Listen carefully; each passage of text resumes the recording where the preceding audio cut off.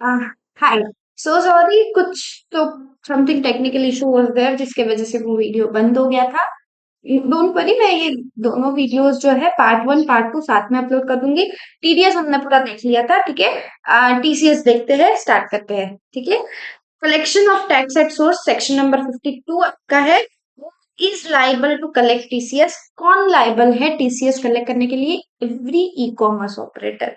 Her ECO not being an agent has been mandated to collect TCS on the net value of taxable supplies made through it by suppliers, where eco collects the consideration on behalf of the supplier for such supplies. देखो, मैं हूं, ठीक है। मैं हूं कौन? A B. मैं हूं एक सप्लायर, ठीक है। एक है वीबी जो कि है रिसिपिएंट, ठीक है।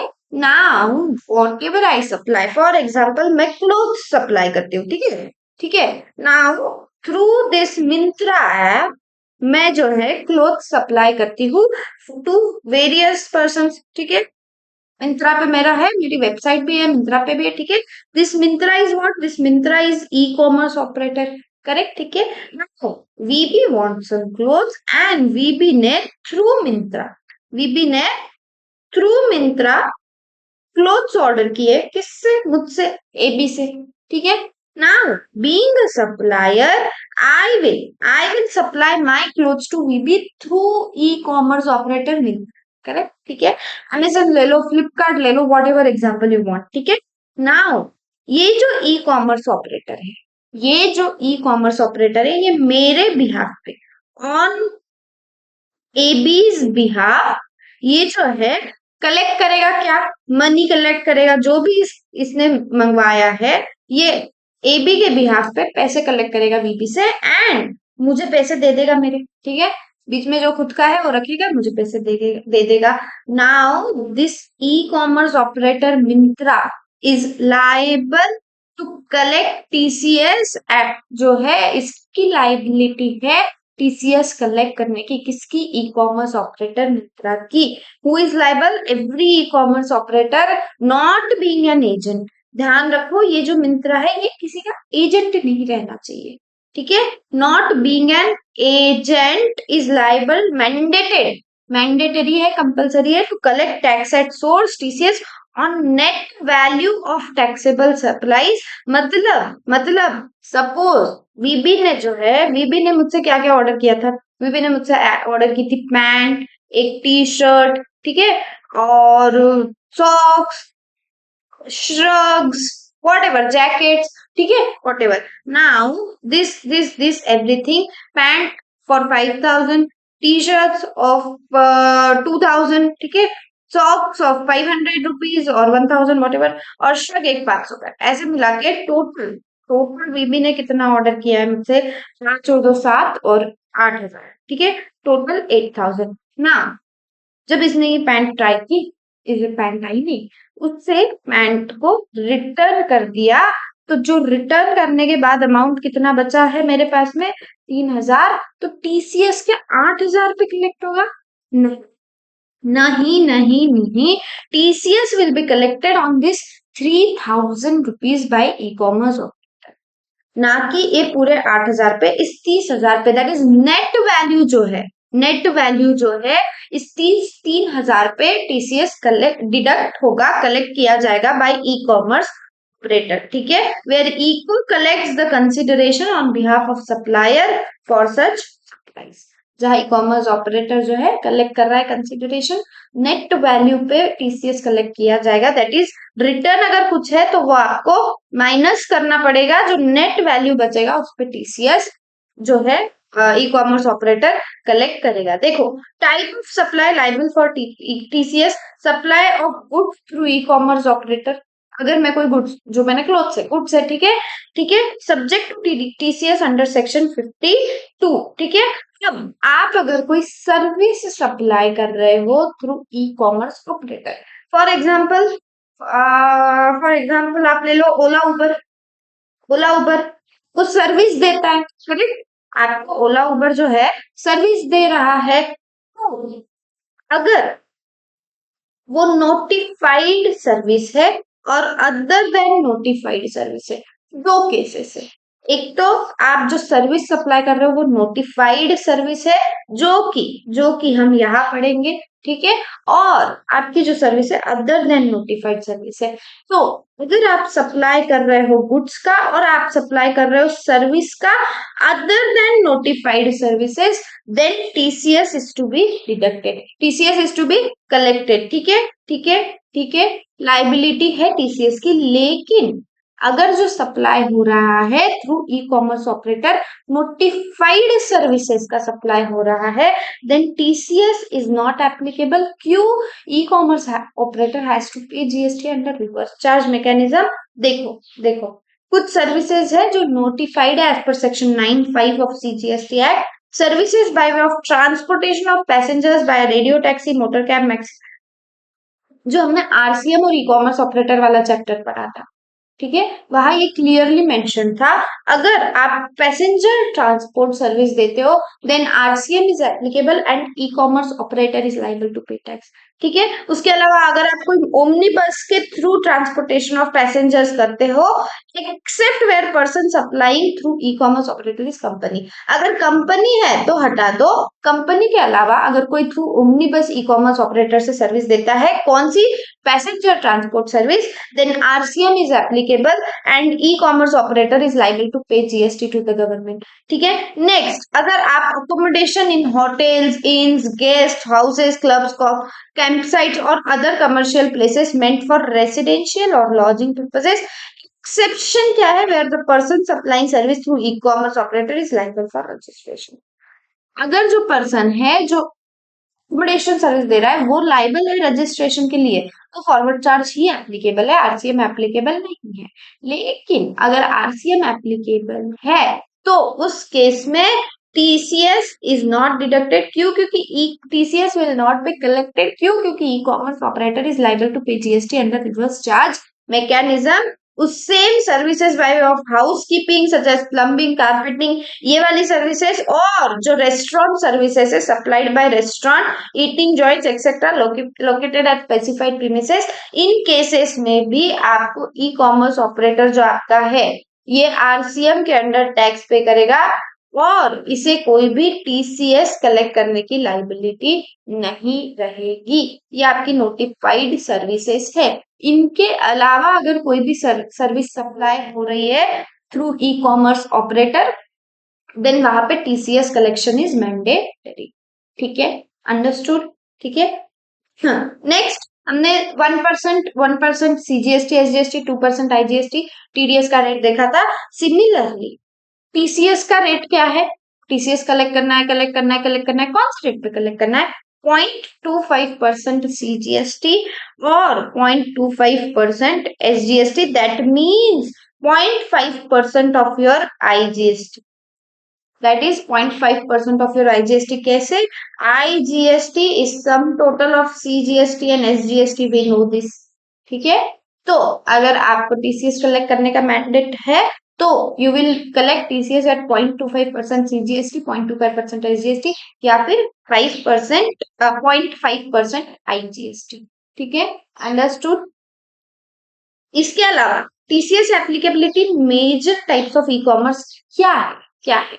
देखो, अगर कोई own products through own website बेच रहा है, मैं सपोज जो सप्लाई कर रही हूँ मेरी खुद की वेबसाइट है और मैं मेरे खुद की वेबसाइट से ही कर रही हूँ, कोई ई कॉमर्स ऑपरेटर बीच में है क्या? नहीं, मैं मेरे खुद के वेबसाइट से कर रही हूँ, तो वहां कोई टीसीएस की प्रोविजन एप्लीकेबल नहीं है। क्यों? क्योंकि ई कॉमर्स ऑपरेटर जो होता है वो उसको मैंडेटरी होता है टीसीएस कलेक्ट करने को, ठीक है। लेकिन अगर आप सेलिंग जो है बॉट आउट प्रोडक्ट्स का कर रहे हो through own website under own billing,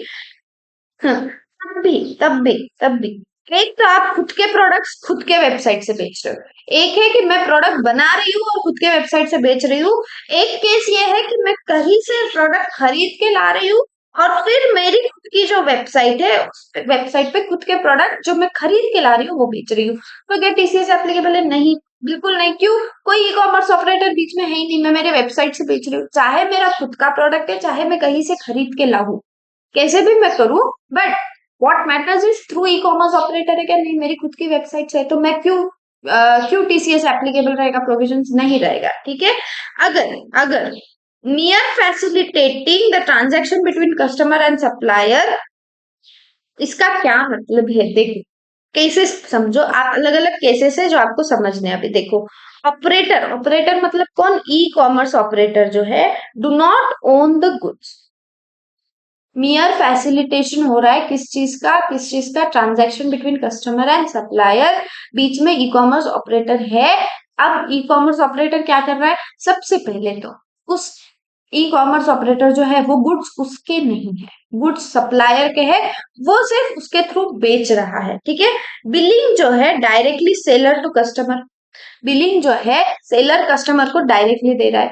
third, consideration collected by operator and paid to supplier, जो मैंने ऊपर ये डायग्राम बना के आपको पूरा एक्सप्लेन किया, कहा गया वो ये ठीक है। क्या गुड्स मिंत्रा के? नहीं, मेरे हैं। क्या बिलिंग मैं कर रही हूँ? हाँ, डायरेक्ट मैं कर रही हूँ बिलिंग वीबी को। एंड थर्ड, वी जो मेरे बिहाफ पे मनी कलेक्ट करेगा लेकिन मेरे को वापस देगा पैसे। ठीक है। ये तीनों केसेस है, ये तीनों पॉइंट्स है। ठीक है। Operator do not own the goods, billing directly हो रही है, और जो अमाउंट कलेक्ट करता है वो मुझे दे रहा है। तो यहाँ पे टीसीएस की प्रोविजंस एप्लीकेबल है और उसकी लाइबिलिटी है टीसीएस कलेक्ट करने की। किस पे? Net value of taxable supplies पे, जो हमने देखा। इसका क्या मतलब है? जो भी रिटर्न होगा, जो भी रिटर्न होगा वो माइनस किया जाएगा, that will be your next net value of taxable supplies, जो हमने ऊपर एग्जाम्पल में समझा। Net value of taxable supplies अपने एग्जाम्पल में क्या था? 3000 रुपीज। ठीक है। टीसीएस की प्रोविजन एप्लीकेबल नहीं है अगर मैं खुद के वेबसाइट से, मेरा प्रोडक्ट है चाहे मैं खरीद के ला रही हूँ लेकिन मैं खुद के वेबसाइट से बेच रही हूँ ना, कोई बीच में ई कॉमर्स ऑपरेटर है क्या? नहीं है। तो कोई टीसीएस की प्रोविजंस एप्लीकेबल नहीं है, क्योंकि ई कॉमर्स ऑपरेटर ही टीसीएस कलेक्ट करता है, उसके अलावा किसी की मैंडेटरी है ही नहीं, कोई करता ही नहीं है। तो जहां ई कॉमर्स ऑपरेटर है ही नहीं बीच में, वहां टीसीएस की प्रोविजंस का सवाल ही नहीं उठता है। TCS provisions are applicable only where e commerce operator is there, जो फैसिलिटेट करके दे रहा है ट्रांजैक्शन को, गुड्स उसके नहीं है, बिलिंग डायरेक्टली हो रही है, और जो पैसे वो कलेक्ट करता है वो सप्लायर को वापस भी दे देता है। और net value of taxable supplies का क्या मतलब है? जो रिटर्न हो गए प्रोडक्ट्स उसको आप माइनस करोगे। ठीक है। ठीक है। अब सेम जैसे टीडीएस ड्यू डेट पे गवर्नमेंट को देना पड़ता है, same 10 days same due date TCS की भी है। आपको गवर्नमेंट को अमाउंट जो है डिपॉजिट करना पड़ेगा। Next point, registration same as TDS. जो भी ई कॉमर्स ऑपरेटर, जो भी ई कॉमर्स ऑपरेटर जो है लायबल है, किस चीज के लिए लायबल है? कलेक्शन ऑफ टैक्स एक्सोर्ट, उसको टीसीएस पर्पस के लिए जीएसटी रजिस्ट्रेशन लेना पड़ेगा मैंडेटरीली। ठीक है। क्योंकि उसका जीएसटी रजिस्ट्रेशन ही नहीं रहेगा तो वो टीसीएस रिटर्न फाइल ही नहीं कर पाएगा, गवर्नमेंट के पास पैसा ही नहीं जाएगा। जीएसटी रजिस्ट्रेशन उसको लेना पड़ेगा for the purpose of collecting TCS. ठीक है। अब जो टीडीएस और टीसीएस डिडक्टर है उनको मंथली और एनुअली स्टेटमेंट्स फाइल करने पड़ते हैं गवर्नमेंट को। ठीक है। Electronic statement form GSTR 8 has to be filed by e-commerce operator containing details of outward supplies, जो भी वो बेच रहा है, आउटवर्ड सप्लाई जो भी है, जीएसटीआर 8 मंथली रिटर्न एक होता है जो ई कॉमर्स ऑपरेटर को फाइल करना पड़ता है। This we will learn in GST returns chapter, जो आपका लास्ट चैप्टर है। डिटेल में हम लोग इसको पढ़ेंगे। अभी सिर्फ इतना याद रखो, मंथली मंथली जो ई कॉमर्स ऑपरेटर है उसे जीएसटीआर 8 फाइल करना पड़ता है। उसमें क्या होता है, जो भी वो आउटवर्ड सप्लाईज किया है उसकी सारी डिटेल्स वो गवर्नमेंट को बता। नेक्स्ट, उसको एक एनुअल स्टेटमेंट जीएसटीआर 9B भी फाइल करना पड़ता है। इसकी क्या क्या ड्यू डेट है? इसकी क्या ड्यू डेट है? 10th of next month. ठीक है। 10th of next month. इसकी क्या due date? Before 31st day of December following the end of financial year. मतलब क्या है इसका? मतलब क्या है? अभी क्या चल रहा है? अभी चल रहा है 2026-2027। ठीक है। 2026-27 जो साल चल रहा है, इसका एनुअल रिटर्न कब दिया जाएगा? इसका एनुअल रिटर्न का ड्यू डेट है 31 दिसंबर 2028। ठीक है। 31st day of December following the end of financial. ठीक है। अब ये जो notice to operator seeking details, जो जो ऑफिसर है not below the rank of deputy commissioner can issue a notice to operator. Officer के पास में, ऑथोराइज्ड ऑफिसर जो है उसके पास में पावर है, वो नोटिस इशू कर सकता है ई कॉमर्स ऑपरेटर को अगर ऑफिसर को कोई डिटेल्स चाहिए, कुछ गलत किया है ऑपरेटर ने, कुछ क्वेश्चन पूछने, कुछ गलत नजर आ रहा है, तो जो ऑफिसर है वो जो है नोटिस देगा और ऑपरेटर को, और अगर ऑपरेटर फेल हो गया टू फर्निश द इंफॉर्मेशन, तो फिर उसके अगेंस्ट पेनल एक्शन भी लिया जाएगा। वॉट एवर पेनाल्टी फीस जो है उसको पे करनी पड़ेगी अप टू 25,000 रुपीज। ठीक है, understood. This finishes your TDS and TCS वाला चैप्टर। मैं फटाफट टीसीएस फिर से पूरा रिवाइज करवा देती हूँ जैसे टीडीएस करवाया था। क्या है TCS? Every e commerce operator is mandatorily required to collect TCS. ठीक है, कब होता है? For supply of goods through e commerce operator, for supply of service through e commerce operator other than notified services. क्योंकि जो आपकी notified services है इस पे तो आरसीएम एप्लीकेबल है। E commerce operator is liable to pay tax to the government under reverse charge mechanism. ठीक है, नेक्स्ट रेट क्या है आपके टीसीएस का? 0.25 और 0.5%। 0.25 सीजीएसटी, 0.25 एसजीएसटी और 0.5% आपका आईजीएसटी। नेट वैल्यू पे टीसीएस कलेक्ट किया जाता है। नेट वैल्यू का क्या मतलब है? जो टोटल आपका सप्लाई का वैल्यू है उसमें से आपने जो रिटर्न किए हैं प्रोडक्ट्स वो आपको माइनस करने पड़ेंगे, वो अमाउंट नेट वैल्यू पे टीसीएस जो है कैलकुलेट होगा। ठीक है, अगर मैं कहीं से प्रोडक्ट्स मेरे के है या कहीं से खरीद के ला रही हूँ, खुद की वेबसाइट से बेच रही हूँ, तो उस पर कोई टीसीएस प्रोविजंस नहीं एप्लीकेबल है। बीच में अगर ई कॉमर्स ऑपरेटर है तो ही टीसीएस के सारे प्रोविजंस एप्लीकेबल है। ड्यू डेट क्या है? Same as TDS, 10th of next month. Registration लेना पड़ेगा। मंथली और एनुअल स्टेटमेंट टीसीएस वाले को फाइल करना पड़ता है। Monthly GSTR rate by 10th of next month और एक एनुअल स्टेटमेंट जीएसटीआर 9B। उसका ड्यू डेट क्या है? 31 दिसंबर ऑफ नेक्स्ट फाइनेंशियल। जो फाइनेंशियल अभी चल रहा है उसके आगे जो फाइनेंशियल ईयर है अभी चल रहा है 26-27, तो ड्यू डेट क्या हो गया जीएसटीआर 9B का? 31 दिसंबर 2028 इज द ड्यू डेट। उसके बाद में notice to operator seeking details. Power है ऑथोराइज्ड ऑफिसर के पास में कि उसको खुद चाहिए डिटेल्स, वो नोटिस दे सकता है। और अगर ई कॉमर्स ऑपरेटर फेल हो गया, वो डिटेल्स नहीं दे रहा है, तो penalty up to 25,000 rupees charge होगी। ठीक है, this finishes your TDS and TCS वाला चैप्टर। जो बीच में वो इशू हुआ उसके वजह से चैप्टर 2 पार्ट्स में मुझे बनाना पड़ा, सॉरी फॉर दैट। ठीक है, मैं दोनों लेक्चर्स एक साथ में अपलोड कर दूंगी, दोनों पार्ट 1 टीडीएस आपका और टीसीएस वाला पार्ट। ठीक है, if you want something else, अगर कुछ और डाउट्स है, कुछ ऐसा है, तो do let me know in the comment section. मैं हूँ available. And make sure you like the video, subscribe the channel. And very important part, जिस दिन जो चीज पढ़ रहे हो, जो भी सब्जेक्ट का लेक्चर है, what ever it is, make sure you revise it with in that day self. अगर दिन में सपोज आपने 2 या 3 सब्जेक्ट के लेक्चर्स किए हैं, तो आपका काम है कि रात में आधा घंटा 1 घंटा निकालना है और उस आधे घंटे 1 घंटे में बैठ के आपको जो उसने पढ़ा है पूरे दिन का उसको रिवाइज करना है। ठीक है, इससे रिटेंशन पावर बढ़ता है और एग्जाम में आपका रिटेंशन पावर ही काम आता है। ठीक है, thank you so much, all the best for your exams. Thank you so much, bye bye. Make sure you revise every day. ठीक है, बाय बाय।